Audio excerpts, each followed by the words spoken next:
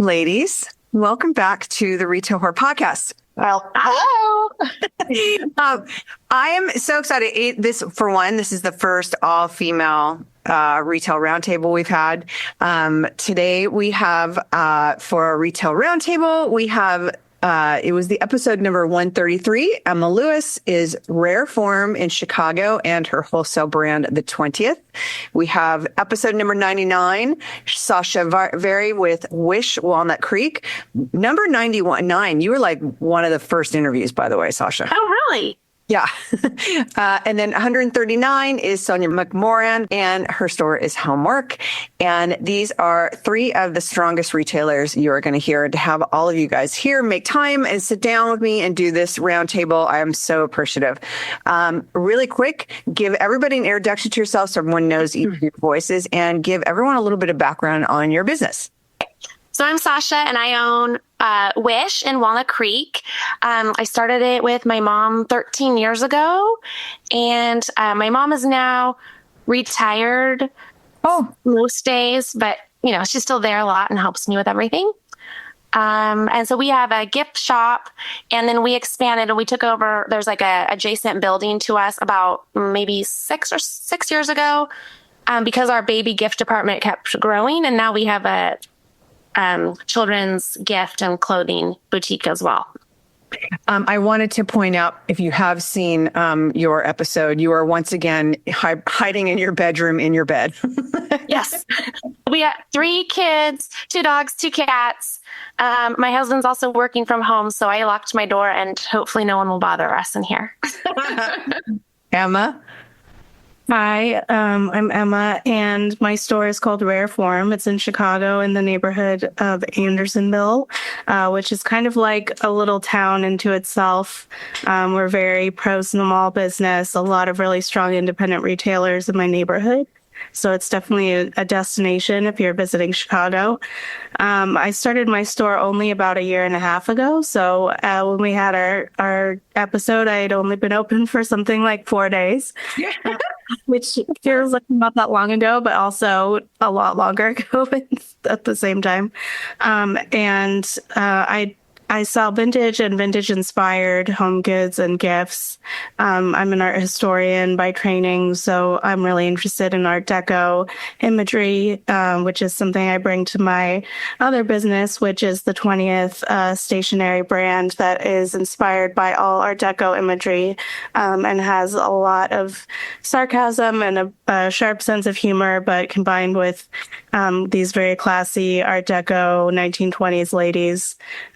And so I sell my brand in my store alongside a bunch of other brands that are kind of inspired by the same kind of vintage aesthetic.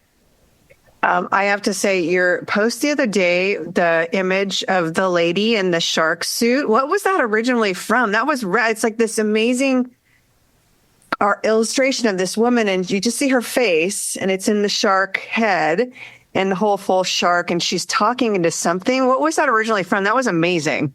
So that's from the magazine that I collect, that I get most of my images from. It's a French, it was kind of a humor nudie magazine from the 20s called La Vie Parisienne.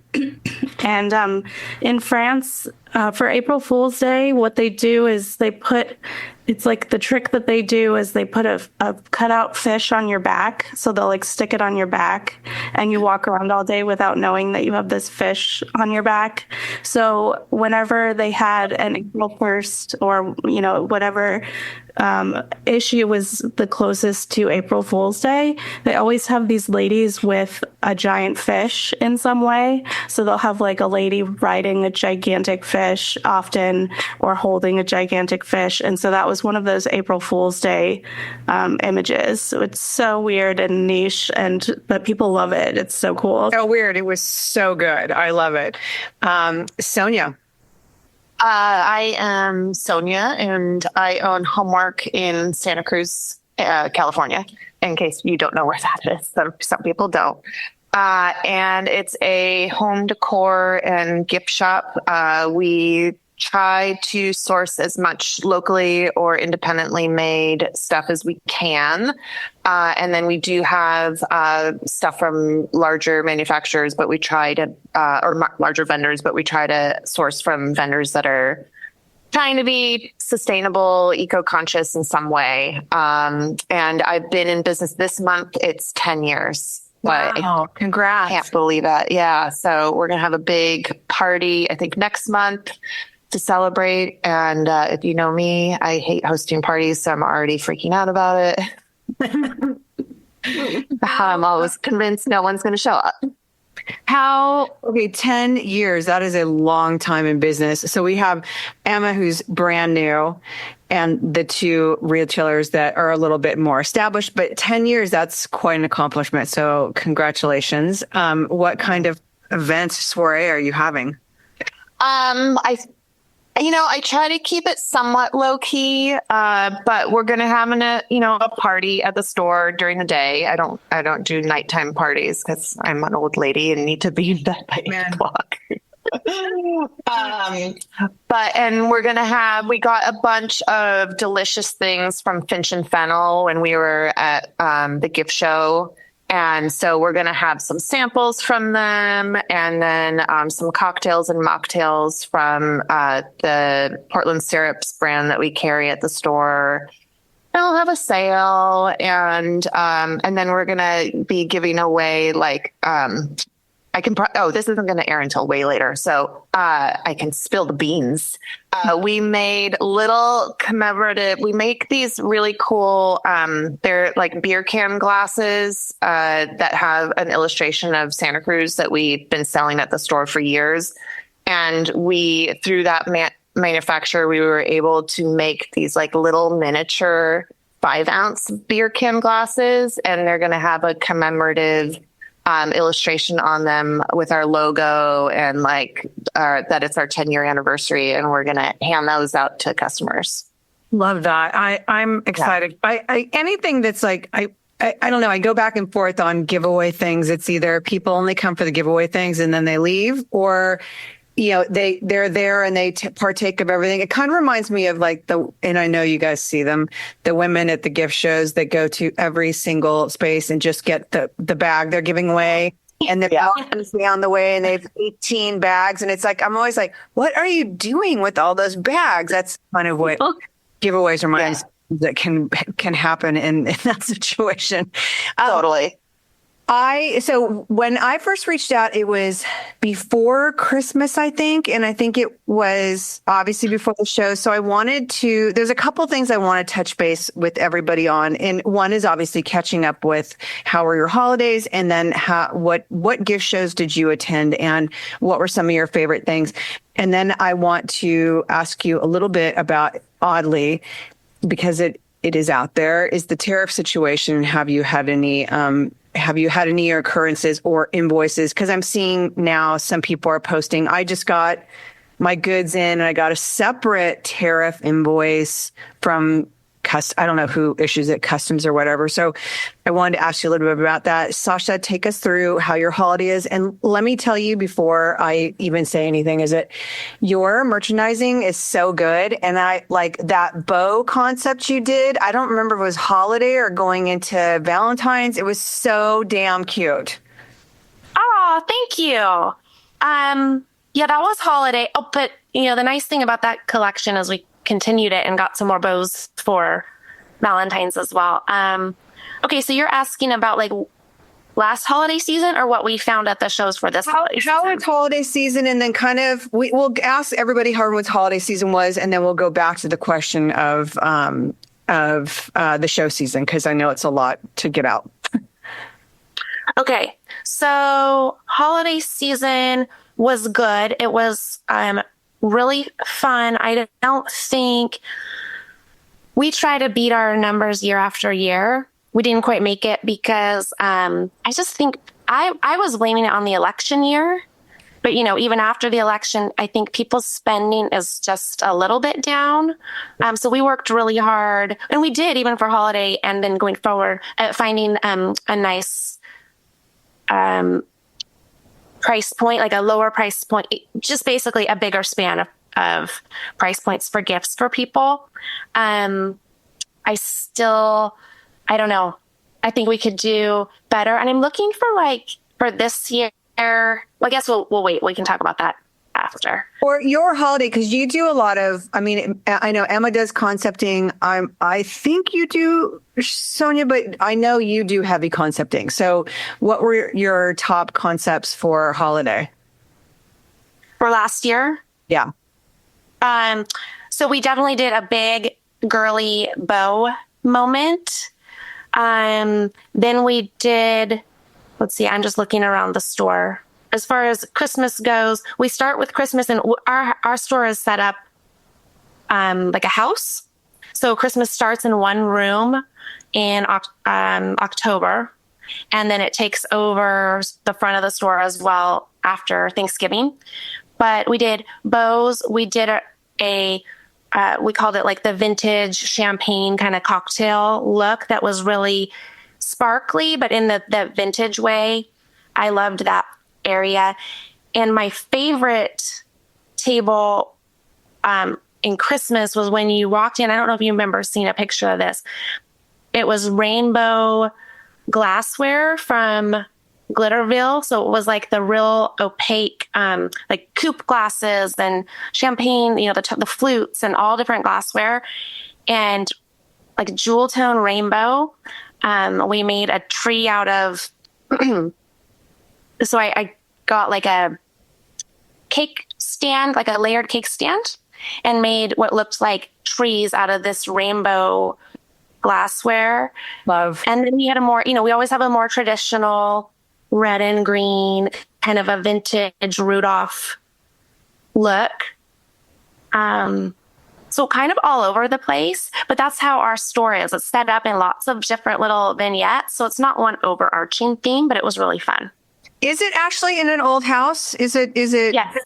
Wow. So that's great, because you can really, I mean, I love open stores, and having stores with separate rooms, I'm sure it has somewhat of a challenge with loss prevention and whatnot. But I think merchandising wise, I think it gives you such a great, like, each room looks totally different from another, and you don't have that sight line where you're looking out into another section where it's like you're in the moment in that little concept. Yes. Completely. That's amazing.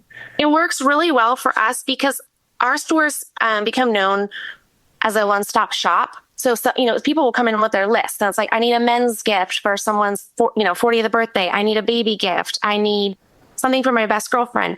And so it works really well because they can go, we call it like the men's room. And they're looking at like our shit seasoning, which is called special shit.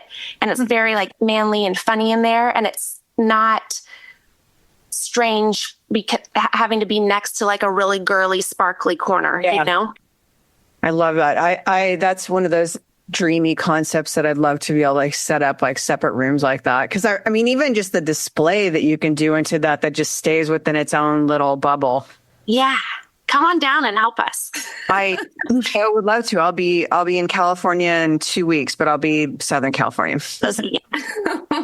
Emma, your store. Okay. So for someone, and I said this on your interview, for someone who has not been in retail, your store is so strong in concept and so well executed all the way down to your fixtures. It really, when I think of people who know what their brand is and know who they're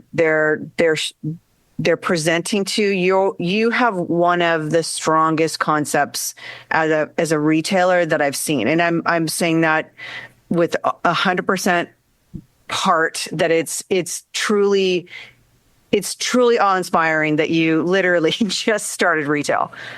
Thank you so much. Oh my gosh, that means so much. I mean, I've been in your store in real life too. So it's, I was out there last year to talk at Lawn and Garden Show. I think it was in August. So it was great because it was like sunny and beautiful. And the little town, the little area district that you're in is so amazing and like walkable and shoppable.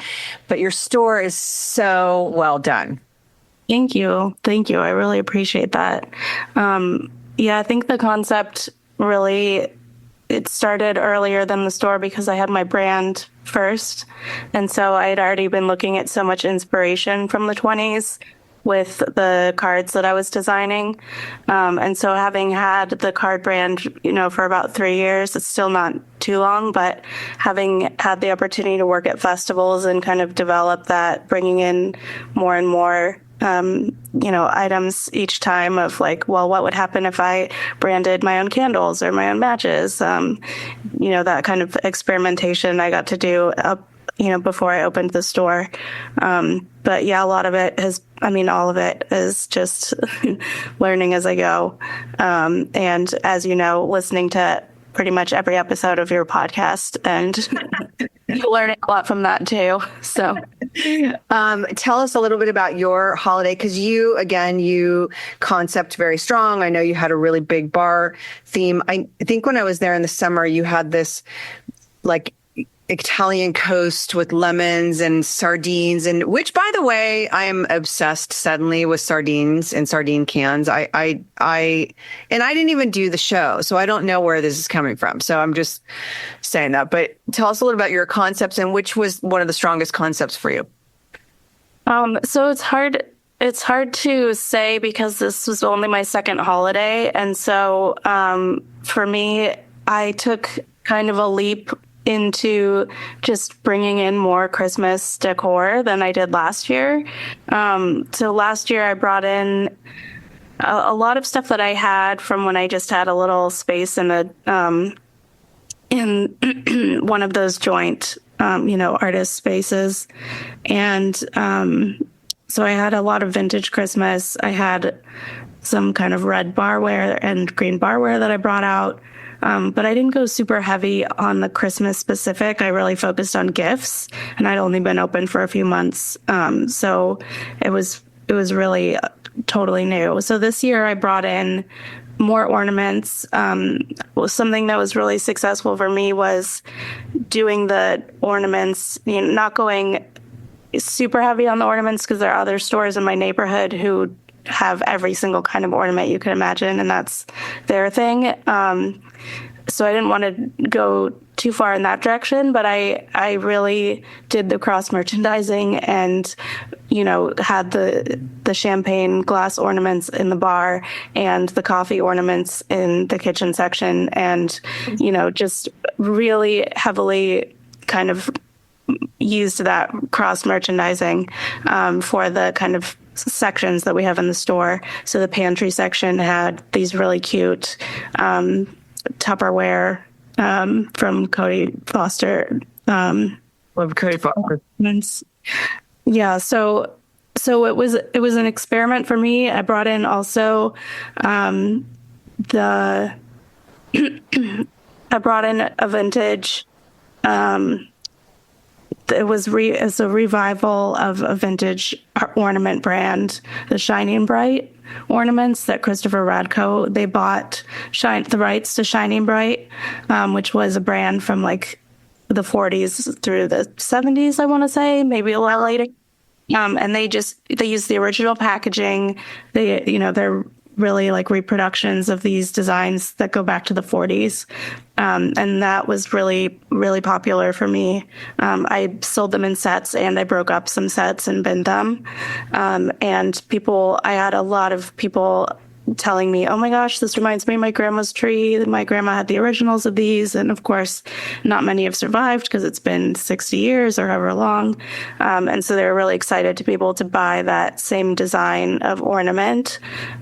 So, it's very broad to say that vintage Christmas is my theme, since my store is vintage themed, but having that brand specifically and kind of weaving all the other vintage Christmas that I had in with these kind of revived vintage designs was very strong, a very strong concept for me. Where did you find them? Because I never even heard of that. Shining Bright. And yeah, they were in the Christopher Radko showroom, so they had their own little section, and they brought back tree toppers. Wow. They even had this, I thought they were super cute. They didn't sell super well, but I thought they were adorable. These little ornament trees where it had this kind of metal pole and you would hang the ornaments on them almost kind of diagonally, and it would kind of create a tree out of ornaments. That was super cute. I had to bring one of those home for myself. But they're just really, really well done. The colors are really vibrant, but the palettes are really true to the vintage designs. Do you buy, did you buy actually like flea market and get real vintage ornaments and then cross merchandise them with the reproduction, or is it just the reproduction? So I didn't this year. When I had my booth, it was a lot of estate sale hauls, of the vintage ornaments. But I mixed them in with some newer ones that were vintage inspired when I did some Christmas shows. And what I found was, the vintage ones, just because of the materials, they lose a lot of their shine, and they're not something that holds up super well unless you have someone who's really great at preserving them, which there are plenty of people out there like that. But when I had them side by side, people always went for the new ones because it has the appeal of the vintage design, but it's still new and shiny and is just going to look better on your tree. So there's definitely a whole market out there for people who collect and people who, find the original shiny and bright in the best kind of condition that they can. But I didn't for my store. I went with all reproductions and then the Cody and Foster kind of more thematic ornaments. Pretty much everything ended up being food or drink related when I went into it. Cody Foster's one of my favorite. I mean, like everything from, the boobs to, I forget, we interviewed somebody and they said the first, and this is, excuse my language, but I'm not going to say it, but it was like the rudest thing. And it was the number one ornament that sold out. I'm like, F-bombs and poop and penises seem to be the top ornament. Oh, for sure. Cody Foster. Sonia, I will tell you, your store, I love watching it through Instagram. You're so good at doing stories and pointing out the new items. But I will say, like, seeing how much is locally made and how much you talk about that is huge. And I think, and we'll get back to the tariff thing, I think, if you're buying things that are locally sourced, locally made, you are going to be on the rise of the people that are going to be avoiding tariffs and something. And I think that's a lot of, I hate the tariffs. I'm just going to put that out there right now. But what I do hope happens is that some of the consumers' shopping changes into purposely looking for U.S. made goods, handmade goods, curated, made, like embroidered, knitted, whatever. Granted, from my understanding is how it works is whatever the fabrication that they are using, if it comes from one of the countries, it will be tariffed, but versus being tariffed on the whole entire thing. But I love watching, because I'm sure that is starting to make a huge mark as everyone, I mean, have you always been locally made? That's always been a presence, or is it really something become more and more of a push lately? It's always been a presence. And when I first started, it was definitely actually a bigger presence. I had a much smaller footprint. I had a smaller store. So I was really filling it up with vintage things that I was finding, and then handmade things. And at the time, I feel like I might have mentioned this in our previous conversation, Etsy had a wholesale site. So it was kind of like Fair, but it was for Etsy makers, and it was phenomenal. And so I was able to find a lot of independent makers around the United States through Etsy's wholesale program. And then when I moved to my current space, which is twice as big as my first, I needed to fill it up more, and I was having a really hard time sourcing locally or independently made things that were going to hit a price point that my customers could stomach. Because that's one of the trade-offs is if you're selling independently made things, they are going to be a higher price point than things that are made in China or in India. Yep. And I was finding that people were looking for specific things that I couldn't find an independent maker who made. And so I started bringing in the larger companies. I will say that, and I know we're going to talk about tariffs in a bit, but I think, yes, when you're selling independently made things or US made things, you are at a better vantage point, or you're in a better place than if you're solely sourcing from international companies. But from what I learned during the pandemic is that a lot of makers are sourcing their materials from out of the country. So like, for example, we have this wonderful salt maker who is local. The salt is sourced from the Pacific Ocean, which is amazing, down on the Big Sur coast. So it's a hyper local salt. But we couldn't get it because he couldn't source the glass container. I remember this conversation. And that always is in the back of my head when I'm thinking about tariffs, is that how many of our independent makers are going to have product ready to go, but they can't source an affordable whatever it is that they need to complete it. And are those prices going to end up creeping up, even though it's made in the US, because they need a special container that only comes from China, or they need a specific gold fill wire that's only made in Mexico, or something like that. I'm curious as to kind of how it's going to creep into all of our lives. Their cost of goods will be higher from the beginning. It won't be like where you're getting a tariff invoice separately. Yes. They will have to build that in because they're going to be paying that, and then they have to build it into. But everything is going to go up. I mean, everything. Because the other part of us, too, is that we don't have the production in the U.S. anymore. I think Libby was one of the biggest glass producers in the country. And I think Libby has closed production. I'm not sure don't quote me, but we don't have that kind of production anymore. So it's going to be, my hope is, again, that it kind of forces the small makers and whatnot. And the U.S. consumer is going to have to get used to this is higher prices, because that's always why everyone went to less expensive stuff, because no one wanted to pay the more expensive stuff. And now no one has a choice. I mean, at least in some sense.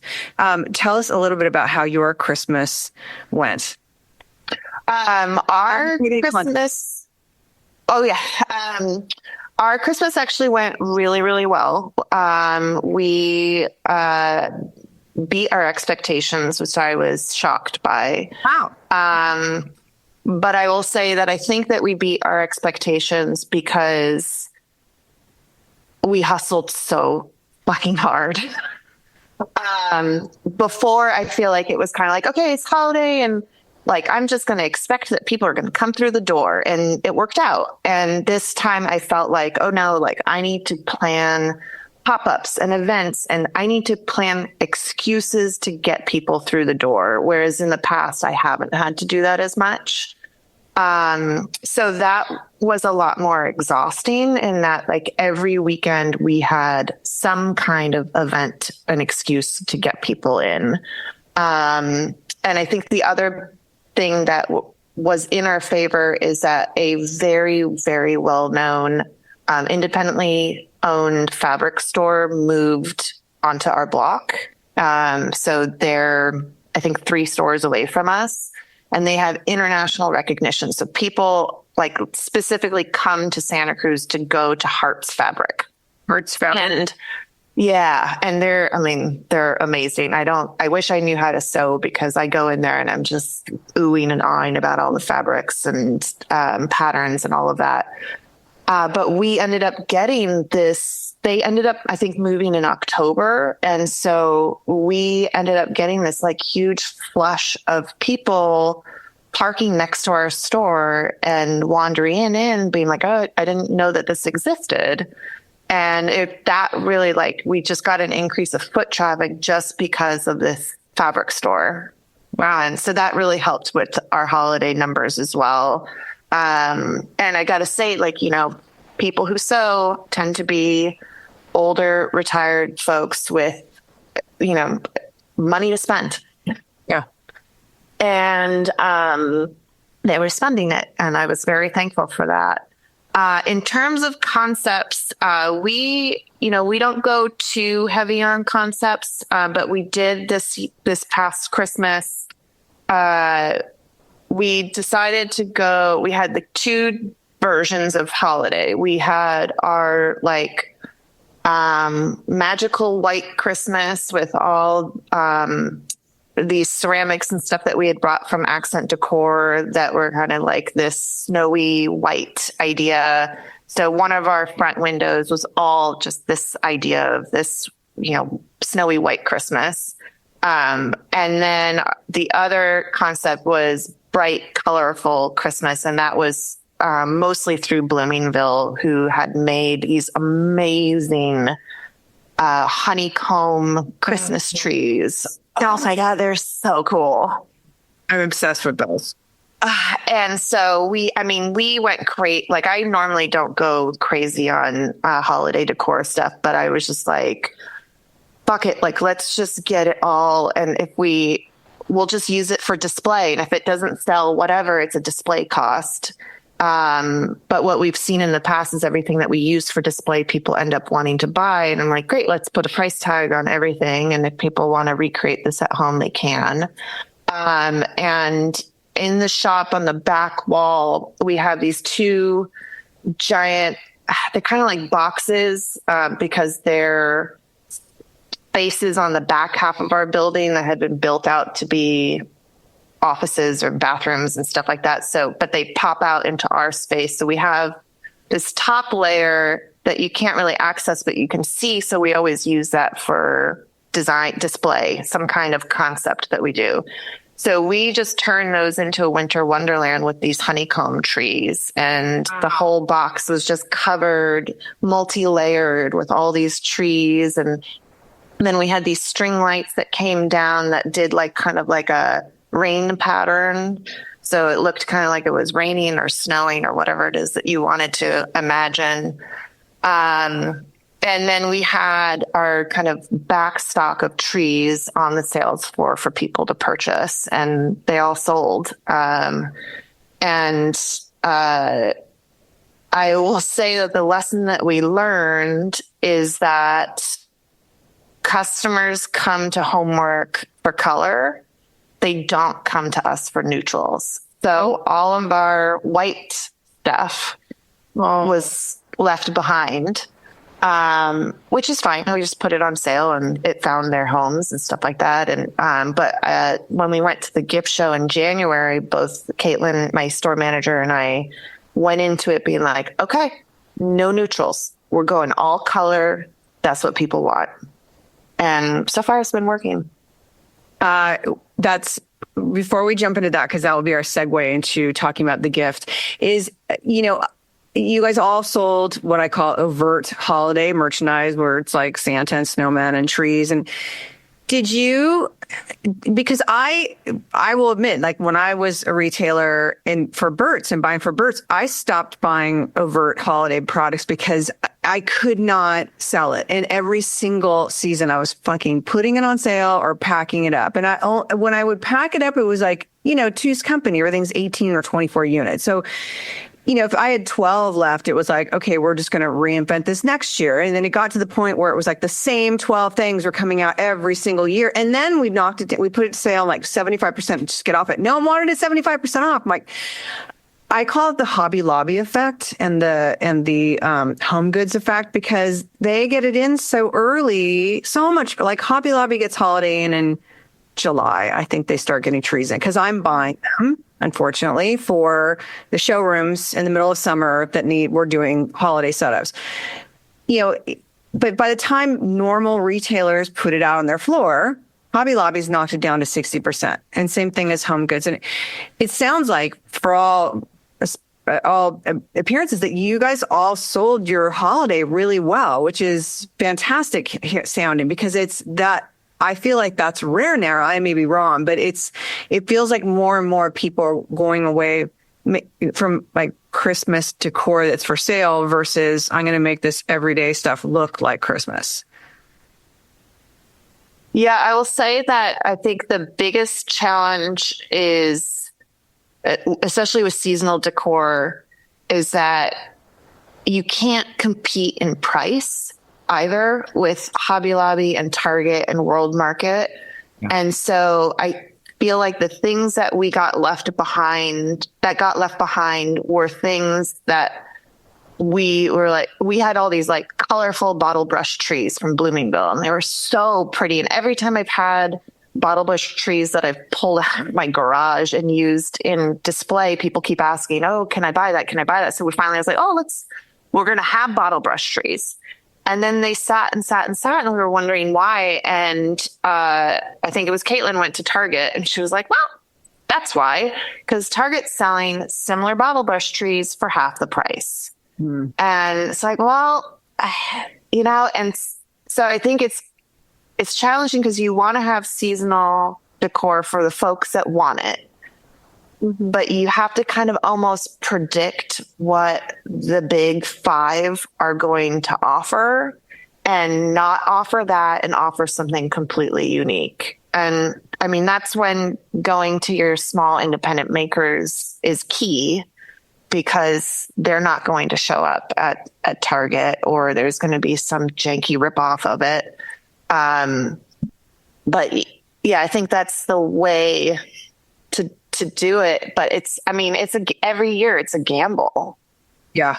I think like with Sasha's concepting with the bows, I mean, that Christmas concept was so tight. And I think I was like DMing you, Sasha, like, oh my God, this looks so good. Because also part of it too, I mean, it was so tight and it was so clear that it was the pink and white and a black bow.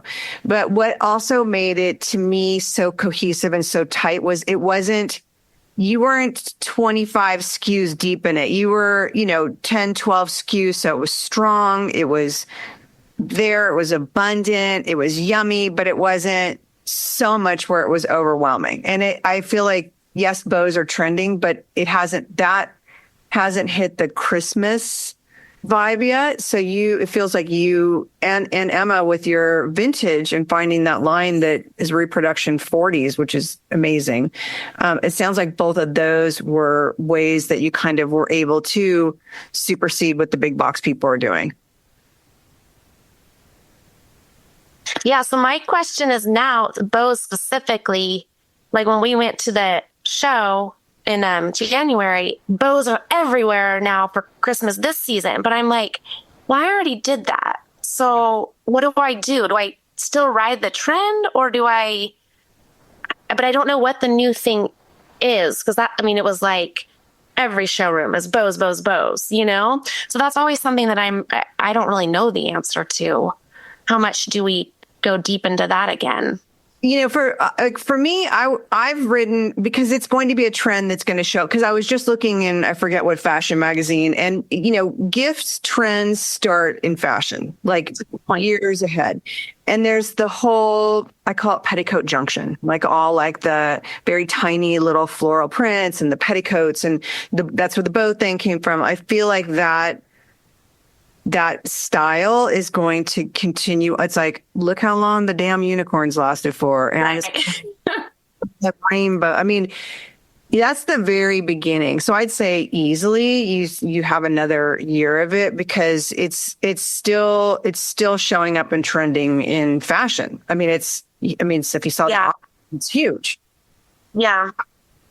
Emma, your thoughts on it? I did see a lot of bows as well. I think I'm for my store, vintage can be done a lot of different ways, and it's definitely the concept that I'm going to stick with since it's so integral to the store.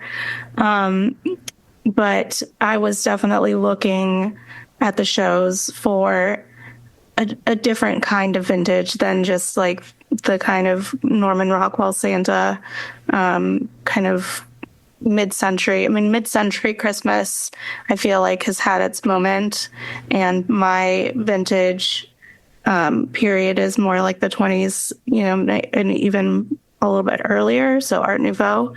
I do think Art Nouveau in general is starting to trend. I saw a lot of kind of organic forms versus the era of Great Gatsby, Art Deco, angles, sharp angles and lines that everybody's wedding invitations, they said they want Great Gatsby theme.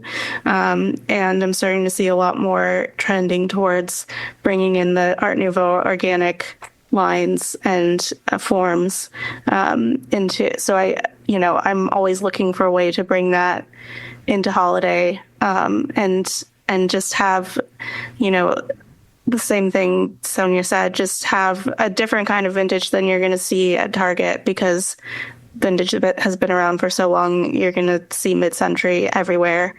And so I, in a lot of ways, stay away from the 40s and 50s for that specific reason.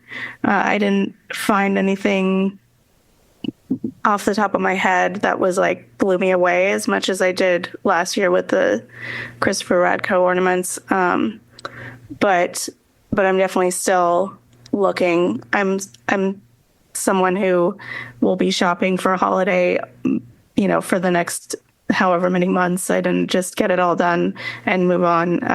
I'm still green enough that it's hard for me to shop a whole year in advance at this point. So you're also doing the show at the same time, so I can't imagine why. I'll be right back. I'm going to go down here and take a look at this. I don't know. I said that in their interview. I don't know how you're able to do it, because I have to wear two different hats: showroom merchandiser, and then I turn into a buyer, and it's two different ways of looking at stuff, and it's hard to, and you are literally doing it at the same time. You're putting your hat when you walk back in your booth, and you change your hat when you walk out on the sales floor. And it's like, that's a totally different kind of thinking. Really quick before we go into the gift show thing, I guess heading into the gift show conversation is like, with your store being so concepted and so it's very clear what your boundaries are, and the fact that you're an art historian, have you found it challenging to find things that fit in your store? Like, have you gone days at the gift show going, holy shit, nothing is filling these gaps that I need for my specific boundaries? Have you had those, or do you worry about that, or is it just all kind of happen organically? So I was actually just having a conversation with another retailer about this, and specifically about fair, and I know how the tariffs are going to impact that. I do import a lot of goods. I have brands, a lot of European brands from the UK. Art Nouveau kind of just was so much more popular there than it ever was in the US, that the kind of historical the aesthetic kind of lingers there more than it does here. So that's going to be a problem I'm going to have to face. So I definitely, I see a lot of stores that have exactly the same things that I know we're on the first page on Fair that week.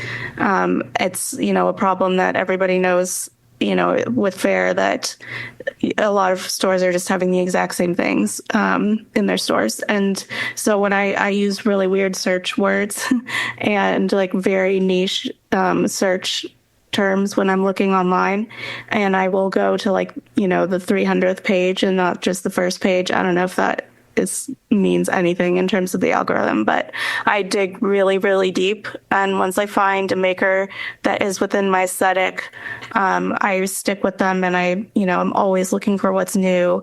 And they're often really, really small. Even if they're in the UK, they're often small. They're often women-owned businesses, especially for my jewelry. It just ended up being, almost all of these small women-owned brands that are doing wild things with jewelry that you just don't see like on the first page of fair or at the gift shows. So I don't rely entirely on the gift shows. And then when I am buying from the gift shows, I'm always thinking about who's in my neighborhood, because the other side of having a really strong chamber of commerce and a really strong local business, independent business neighborhood is I have to be aware of my neighbors and not step on anyone's toes. We're very community over competition.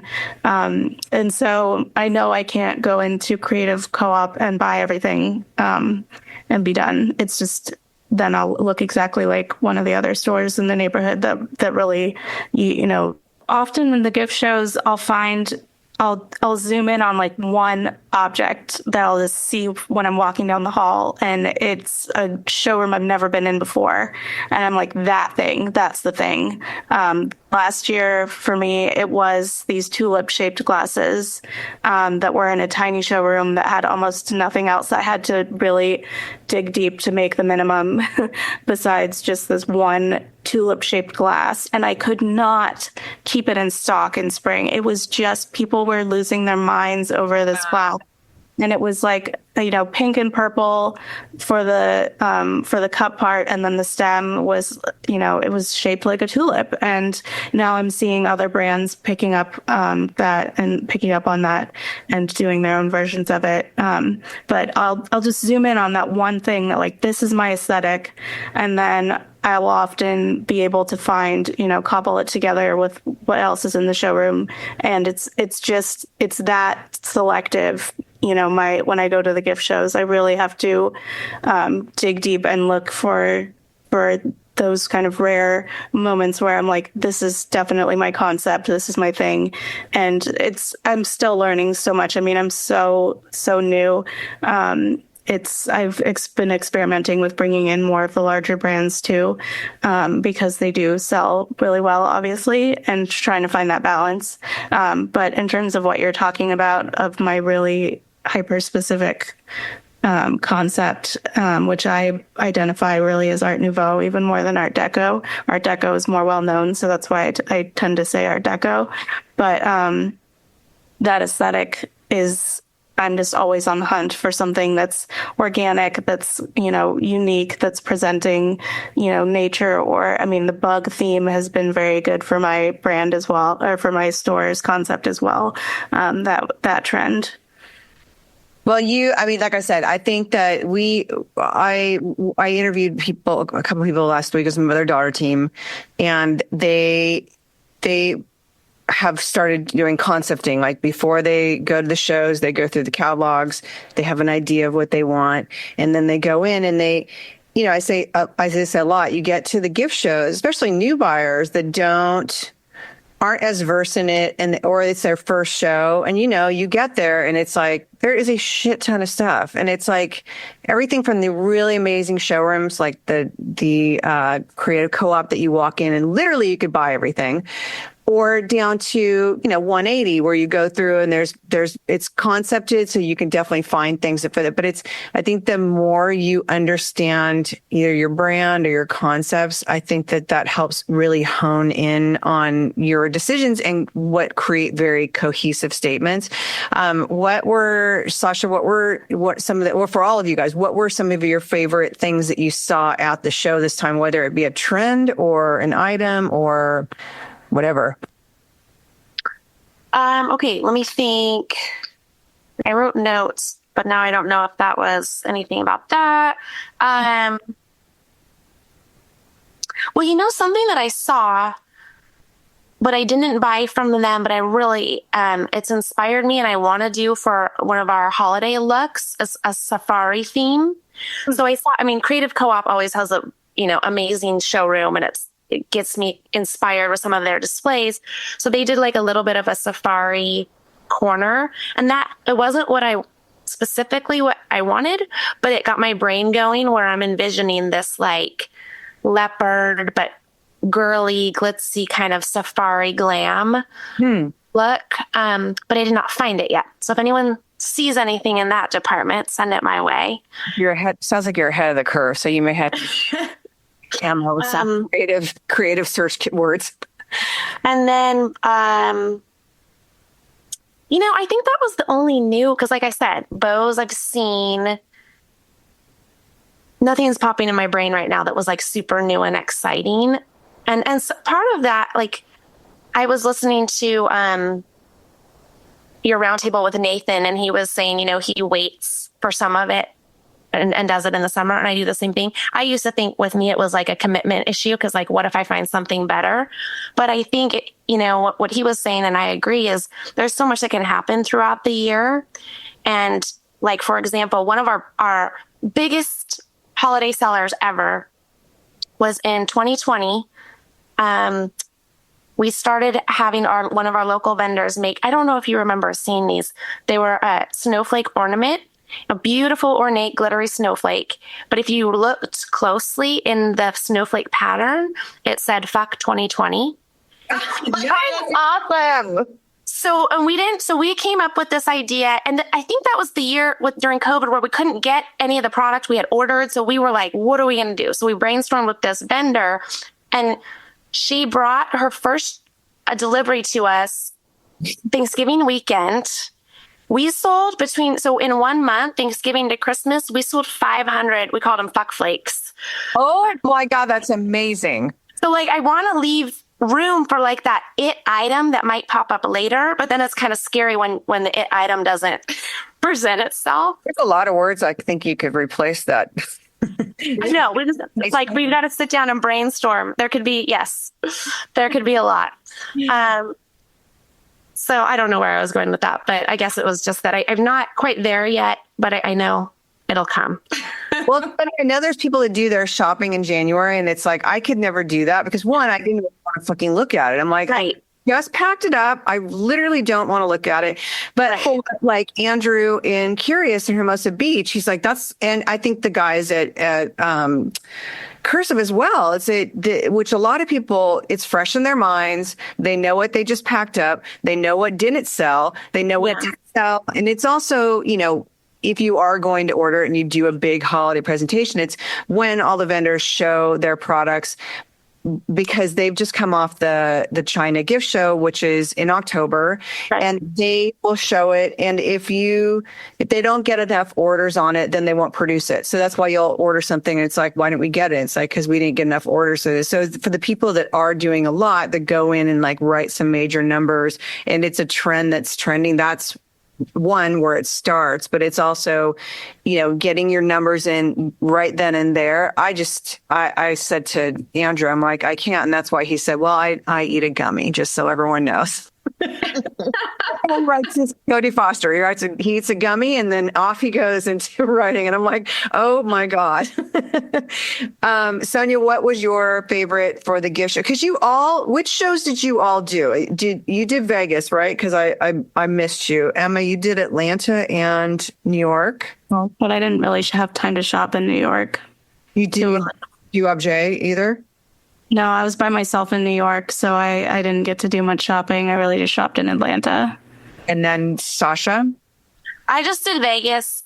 It just came down to scheduling for me. I need to do more though, because I went around that place so quick and was like, seen it.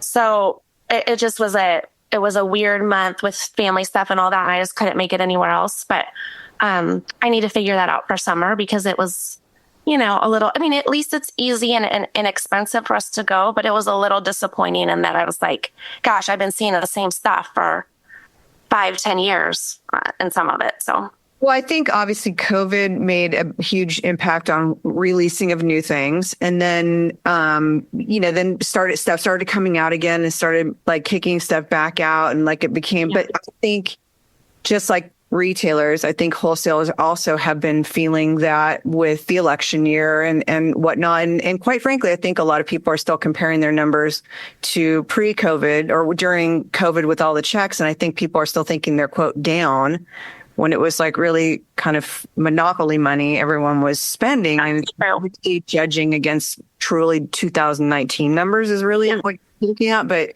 I think that's a challenge. Did any of you guys go into Mud Pie, since you both were in Vegas? Did you see the new Mud Pie space?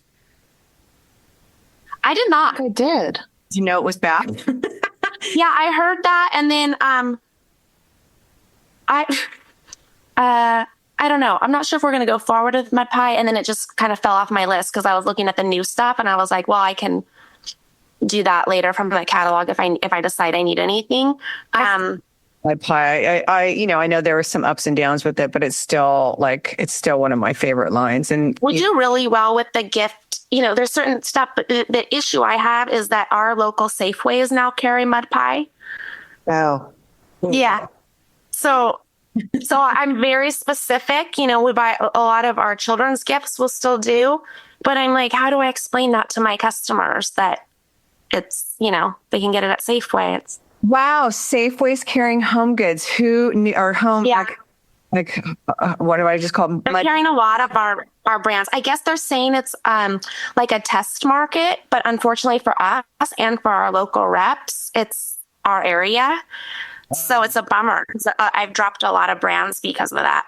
I'm so sorry. That is like a challenge beyond just having a neighborhood community where everyone's already competing for the same brands. Like that adds a whole trouble. That's okay. It keeps us on our toes to find something new and exciting. Yeah, that is one way to think about it for sure, is that it is pushing you, hopefully, not to stay. I for some reason today, I'm just going to tell you right now, I have no idea why I'm having troubles finding words. And I'm literally I know the word I want to say, and I can't even think of what the fuck the word is. So I apologize. Welcome to my life. Yeah. Okay, so I just turned 59 in December. So this obviously it's going to get worse from here. This is a problem. Okay, so we're going to jump really quick and I did not prepare any of you this. So if you don't, we will cut this part out. But I would love to see you guys ask each other a question, whatever it is. If you've looked into each other, Sasha, you went into kind of deep dived into people's Instagrams. Are there any questions you guys have for each other as another retailer to retailer? And I apologize because I totally did not inform you of this. Oh, I do have a question. I don't know if there's an easy answer to this. Sonia, I think you were saying about doing events and getting people in, and especially in December. We have tried. We do events, all sorts of events, and we've really been trying all different styles of events and types and time frames and everything just to see what's working. But they're just, and I guess this is retail in a nutshell. It's hit or miss. So it's sometimes we can have an amazing turnout. That's totally worth it. And then sometimes it's just a dud. Have you guys seen anything that's working to get people to act? Once we get them in the store, they'll spend. But to get someone in after hours or to a specific event, most of our customers will show up later that week and be like, oh, sorry, I missed your event. But, I'm here now, which I love. But have you seen anything that works or doesn't, tips and tricks? Well, first, I just want to say so that you feel better. I have had so many duds. I mean, I've had ones where I'm just like, oh my God, did everybody die? What happened? Yeah. And then I'm profusely apologizing to whatever vendor I convinced to come over. It's the worst. And it's the absolute worst. Yeah. I will, and I'll say that also after hours events, we used to try to do First Fridays and stuff like that. And absolutely not. They don't work. And I don't know if it's because of the location that we're at, if it's because Santa Cruz people don't like doing things once the sun goes down. I don't know. I can't surf, so I can't go out. But what I've found to work best is when a vendor can offer something that's kind of experiential. So we've had I had a local jewelry maker that people love. And she does permanent jewelry, which I know was trending super hard. Everybody was doing it. And so we kind of hopped on that bandwagon when it first started becoming trendy. And so she would pop up at the store and do permanent jewelry for folks. And that would bring in a ton of people. We've done other things where we had a local artist who does these really, really cool portraits, and they're like quick 10 to 15 minute portraits. And people would come out for that. And, they bring their kids and get their kids' portraits done and stuff like that.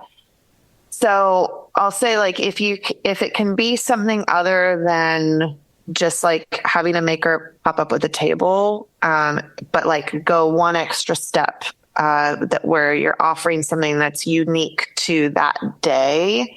That's been successful for us. I tend to add in like some kind of discount that day, where it's like, we're having a pop-up, and if you spend, $50, you get $10 off or whatever it is.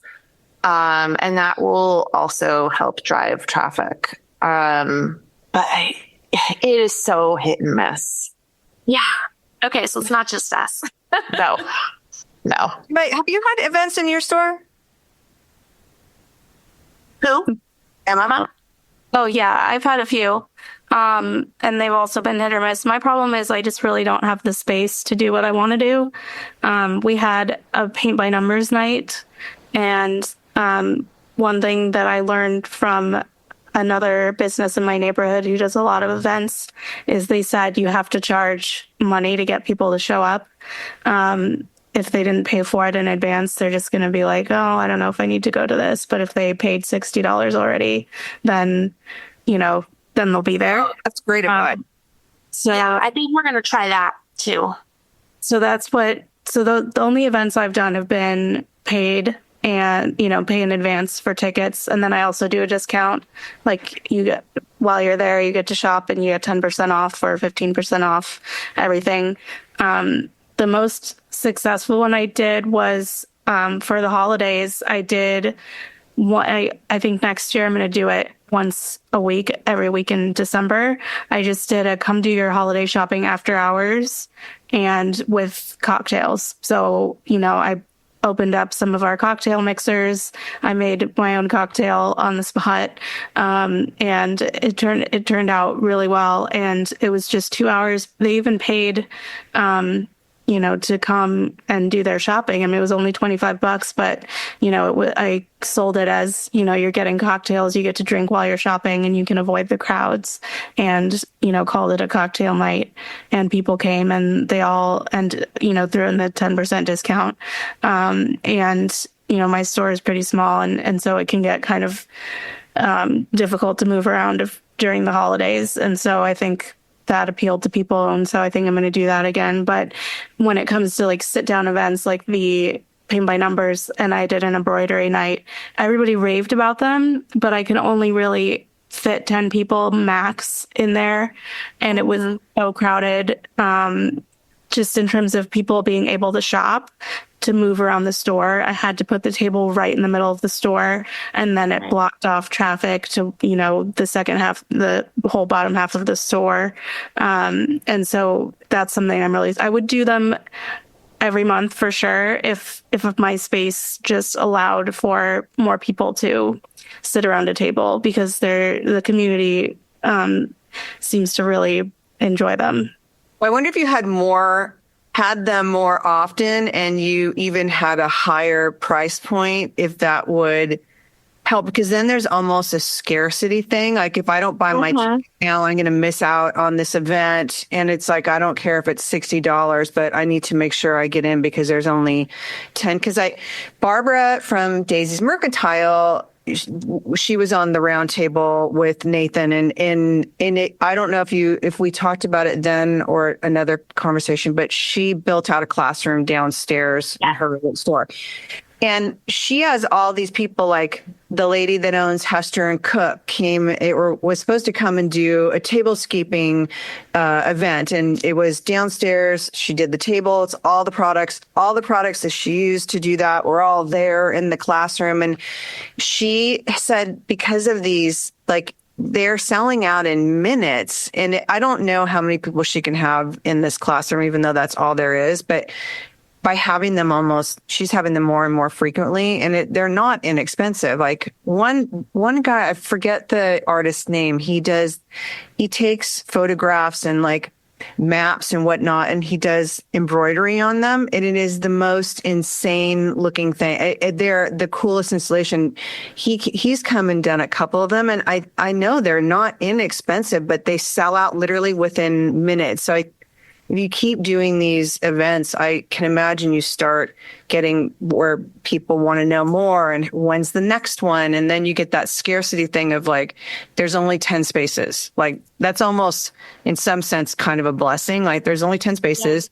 If you don't get your ticket now, and then will be another one next month. But how many, cause all I can think about is yes, how your store is small and it's full. Like, did you have a lot of damages? Cause I just think about people in showrooms walking around those big ass bags and like turning and knock down a whole display. Did you have any damages from your events?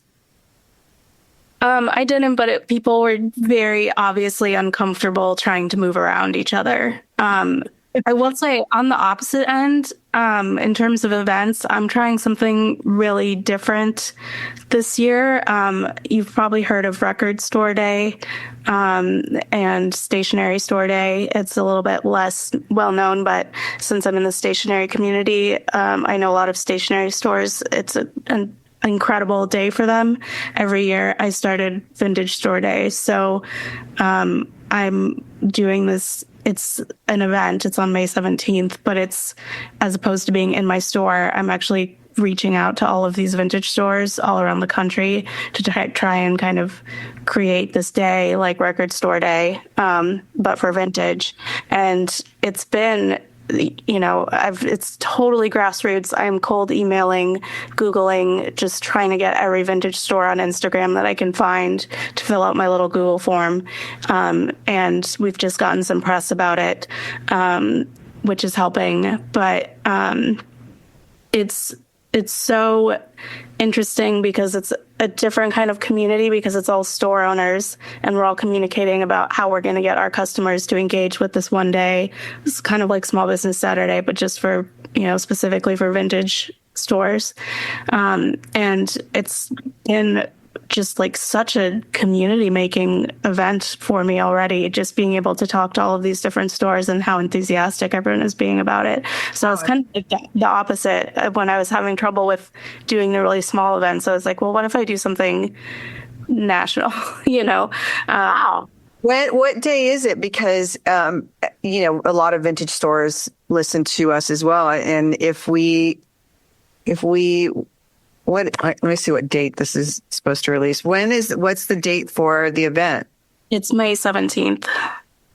Ooh, so I think this is airing. I'm going to see if I can get it in April. So if there's anyone listening, where would they reach out to? So my website, shopperform.com, they'll see a little Vintage Store Day in the menu, and you can fill out the Google form, and all you have to do is, it's literally 4 questions, and then I'll put you on the list.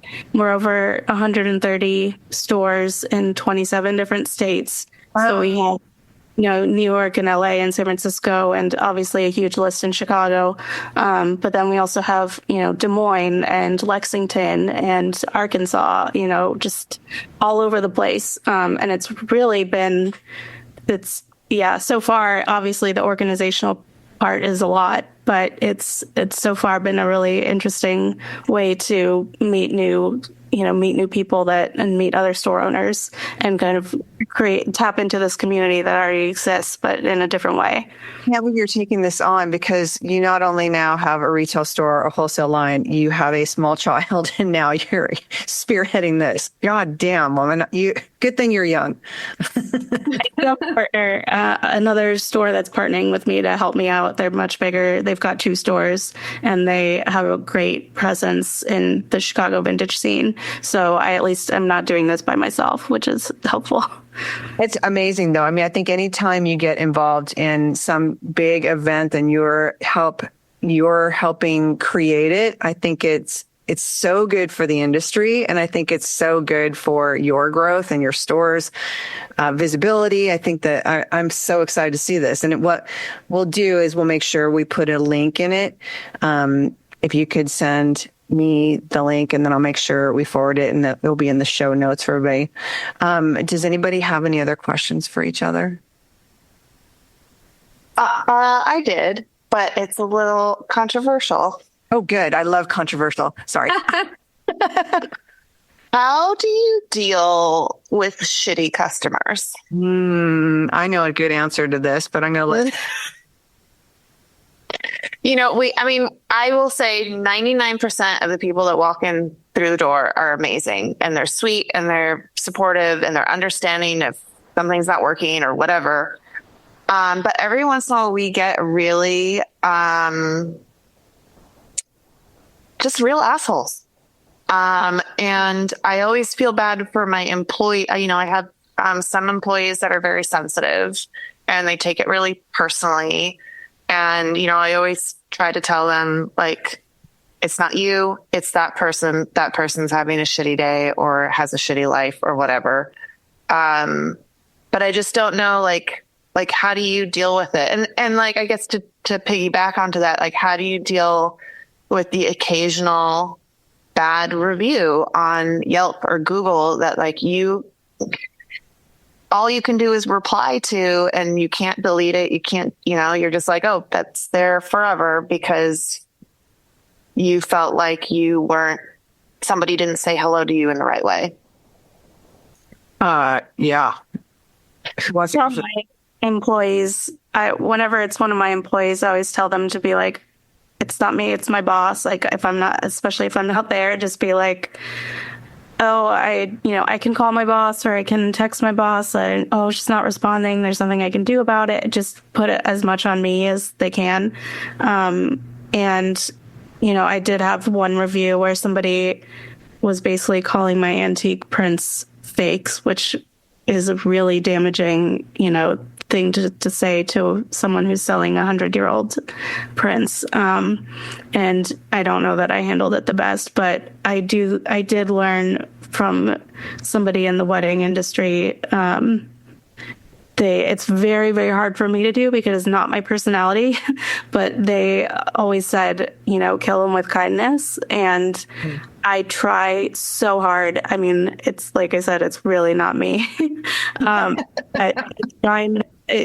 When I do it, it does seem to work. And so I try really hard when it is me having to be the face to just, kill them with kindness because, and I have a couple group chats with other store owners and some of them will say like, if somebody says something, they'll say like, oh, that's a really interesting thing to say out loud. Or just kind of like comments that are not, criticisms or, conflict producing, but they're kind of make people reflect on their own actions and be like, what am I doing yelling at this person right now? And I definitely don't think it works 100% of the time. But that's what I've been trying to do with my limited experience. Yeah, I would say also like similar, like blame it on me, whatever you need to do. And also something I make really clear to our team is I have your back. No matter what happens and you have to say this to them or whatever, don't be worried about, because like a while ago, I don't even remember, but something happened and it was like, I was so, was afraid that I wasn't doing the right thing or that it's just like, no, I've got your back. It's an uncomfortable situation. Don't worry about that. And also, like, I agree with the killing with kindness. It's so hard, but sometimes you can make it a game. And we had a review once that just drove me nuts because I knew I was there. I knew it was completely untrue. And it drove me nuts. And I was staying up, like crafting the response in my head for like nights and nights and nights about how I could be nice about it. And finally, it was just taking up too much space in my head. And so I just decided to move on and let's go out and procure some brand new, wonderful reviews and it will get buried. So it's so hard, but I had to make that decision to move on and let that one go and focus on all the wonderful things. Cause there's always going to be, something shitty that someone says or whatever, and you can't change them. Yeah. Well, I think it's like the state of social media and the trolls that are just there to stir up shit and just there to make whoever feel horrible. And I think, those who don't respond take the higher road. but it has to eat you up. Like I've read some of these, like some people have gone on and said, look, I've read through so many comments and so many of them are so incredibly mean. Like why? Like, I just don't understand. And what is beautiful about that transparency is seeing how many people jumped on and said, no, fuck them. We love you. They're just a troll. And then everyone jumped on the troll. What I was going to say is when I interviewed Larissa, who owns Chantilly Lace in Chicago, Rare Form, I think you introduced us, and how she handles it, I've never heard of. And I was like, wow, that is a way to snap back in kind of a non-snapback way. She has a newsletter she sends out like to all of her, and she will call out bad behavior in the newsletter. And she's not pointing like, and to this lady that came in an orange sweater, but she'll say, we just want to talk about some bad behavior. Customers have come in and spoken to our employees terribly mean, and you have to understand they're doing their best. They're here to help you. But by shining a light on some of the bad behavior, she said it's actually kind of gotten rid of those people. Like they're getting the same email. So I'm assuming that when you're reading this, you're going to be like, fuck, she's talking about me. Like that was, it kind of has kind of weeded out the people that she doesn't want shopping at the store. And she's like, yeah, it's less sales in a certain way, but really they weren't spending the money, and really the chaos and the feelings that they were creating amongst the team and about things they were saying about the store. It's like, bye-bye, go along. So that would be my suggestion, is that, because I don't even know how I know I don't handle things well, and I would be the petulant child. Like, you know what? This is what I thought. Like, I know I would not handle that well. Like, I've learned to just not say anything, especially now with posts that are going on in the world of everything. And I have a hard time like not saying anything. And when I have, it's like few people have snapped back, but for the most part, that's a point. I'll just kind of back off into the background. Yeah. Can I ask one more question? Yeah. And you can cut it if you're going to. No, we're going along. Whatever. Everyone knows this is not a short form podcast. But it's related to shitty customers, and it's about like, how do you handle returns? Because we have a 2-week grace period, and then you get store credit if you need to return something. And that's just how we've chosen to do things. And I've found that because of places like Amazon or Costco, who let you return whatever you want, whenever you want. Herself people, like, later. Yeah. And so people expect that from everything and from everybody, and they get so angry. Like we had somebody come in and they tried to return something from October. And I'm like, dude, it's March. Like, what world do you live in that you think that like you can return this? And they were like flabbergasted. And like, I'm curious, like, what are your return policies and how do you handle returns? That's an interesting question. Probably something that I should ask too, because we're thinking about revamping our return policy. But since we started, customer service is our number one, I'm sure for all of us, number one priority. And we really wanted it to feel like, don't worry, you can return something, if you have the receipt. So right now our policy is, you have the receipt, it is can be returned to your form of payment. If you do not have a receipt or you have a gift receipt, you will get a store credit. And we don't have a time frame on it, except for holiday merchandise cannot be returned after the holiday.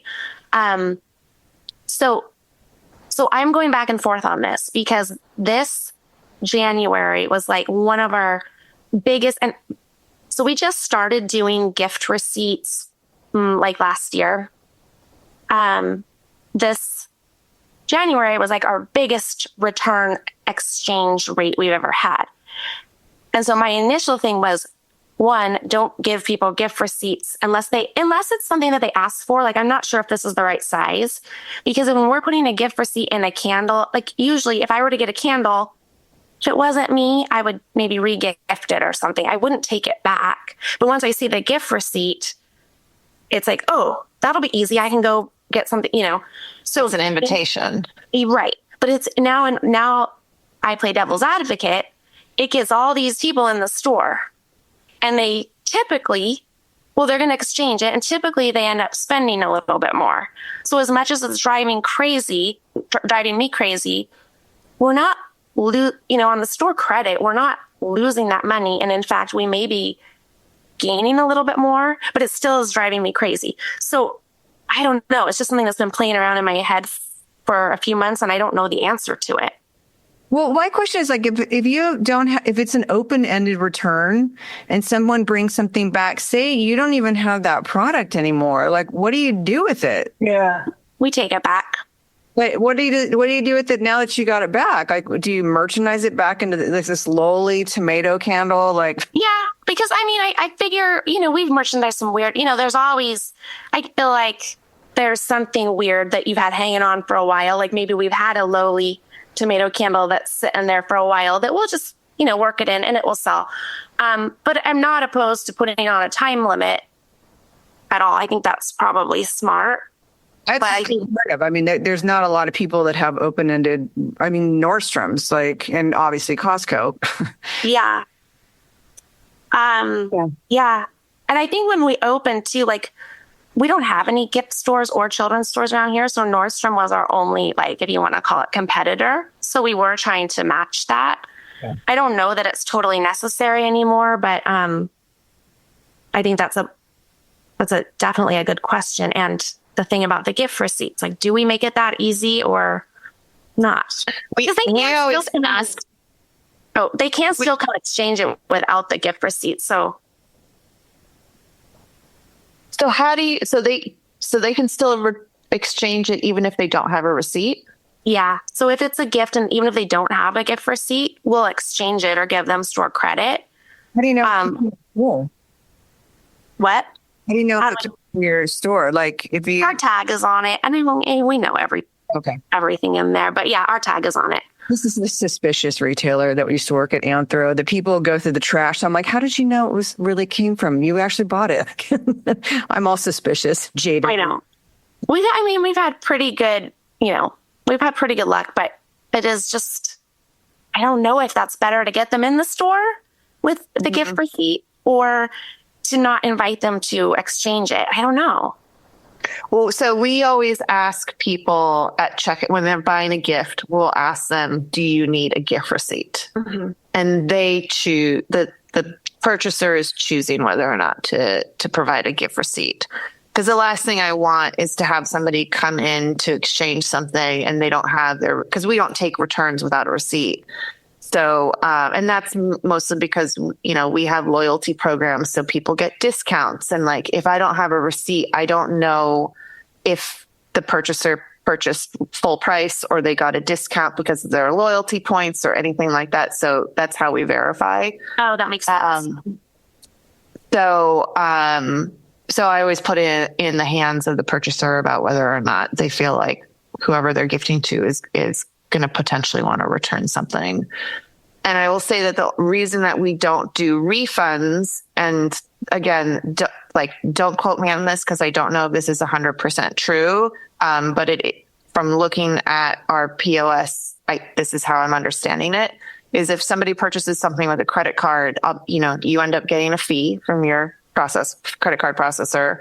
And if you do a refund, you are not getting that fee back. You are still paying that fee. Okay. Because that could make it really easy for us. Then we would only do store credit. Because we were playing around with that idea too. We have so many loyal customers and that live, right down the street. And sometimes they're like, can I just take this pillow? And, so I think we would make an exception. If you can return it within the week, but for the most part, the policy should be maybe just store credit, because I didn't even think about those fees. That's a really good point. Yeah, and those add up. Yeah, no kidding. Yeah. Okay. I'm writing myself a note.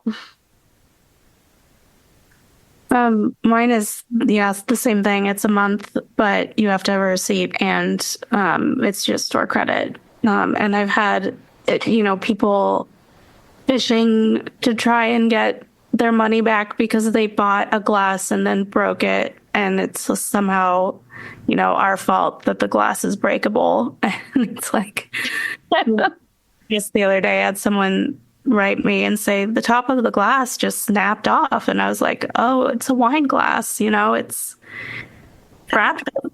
Yeah.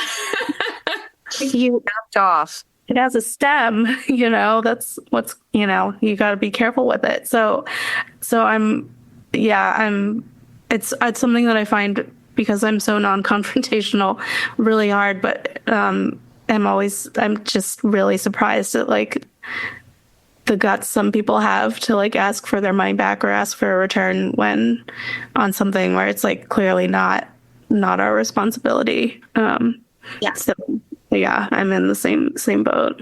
Well, I brought up that Costco and the sofa because I don't know if you guys saw that TikTok of a guy. Costco's policy is like, we'll take it back, whatever. And God love the salesperson was like, no, I love him. You can tell you have had this sofa for like years.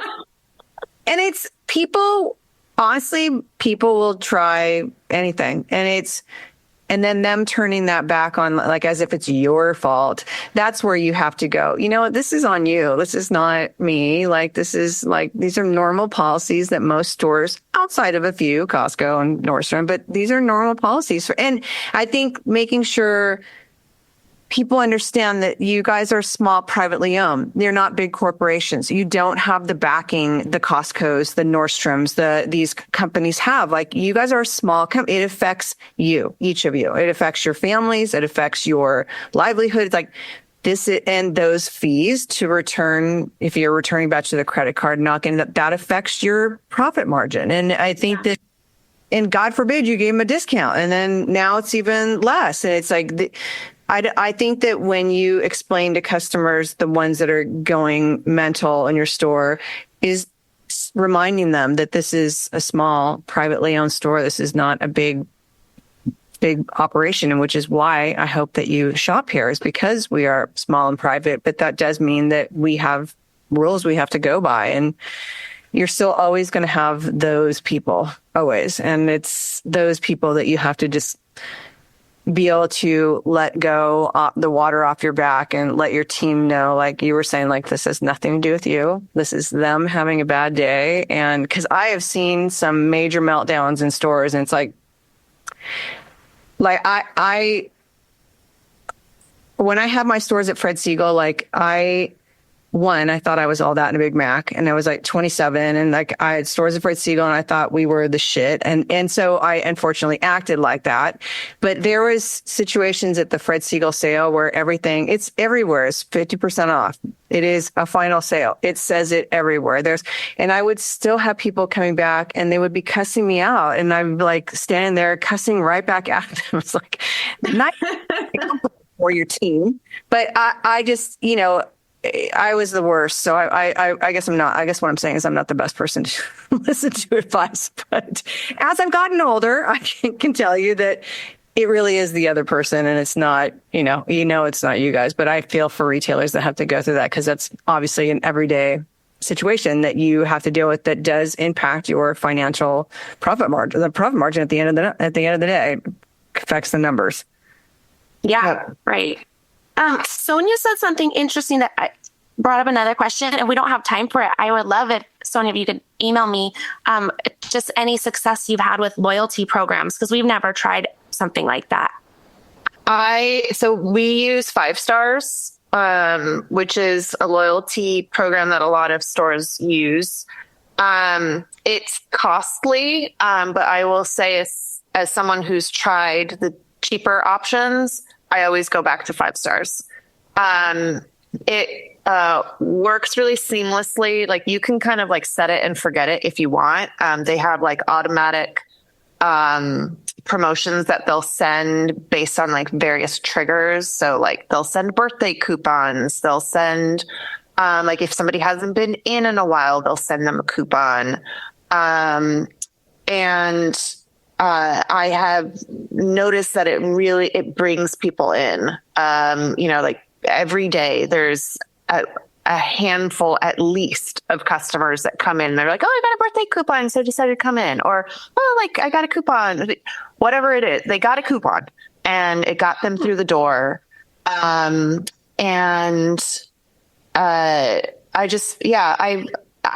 wrestled back and forth with it because it's like $150 a month. Yeah. And I'm like, why am I spending $150 a month to give people discounts? But it gets people in the door. When you guys do, and this again, like I know I'm making the podcast longer now, but when you guys are offering discounts, and if you're doing a program like that where it sends out coupons, you please tell me you are all building this into your price points. Because there are still stores, believe it or not, that still sell at Keystone. And those who don't know what Keystone is for listening, Keystone is 2.0, when you should actually be nothing less than 2.5, maybe 2.3, but 2.5 is what is going to cover your shipping costs and some discounts. But if you have a program like that gives out a constant discount that costs you $150, you've built that into your price points, correct? And it's still profitable.